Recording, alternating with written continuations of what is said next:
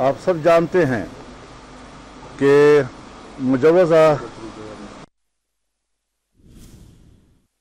बड़ी रिश्वतें पेश की गई, लेकिन इस किस्म के रवैयों के बाद अगर हुकूमत का ये रवैया रहता है जिस तरह आज शाह महमूद कुरैशी की बहू के साथ हुआ, हमारे अख्तर मैंगल साहब उनकी खातून रुकन के साथ, जो उसने खुद बयान भी दिया है कि कितना प्रेशर है उसके ऊपर, उनके जो रुकने सेनेट हैं उनकी तरफ से भी शिकायत आ रही हैं।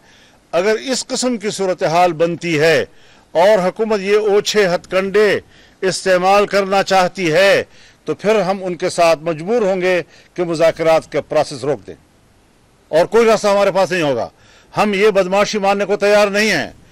हम से बात करो एहतराम के साथ जवाब देंगे, दलील के साथ बात करो, दलील के साथ जवाब देंगे, पूरे एहतराम के साथ देंगे, आपको मुतमईन करेंगे, आप हमें मुतमईन करें। ये सियासत का मैदान है।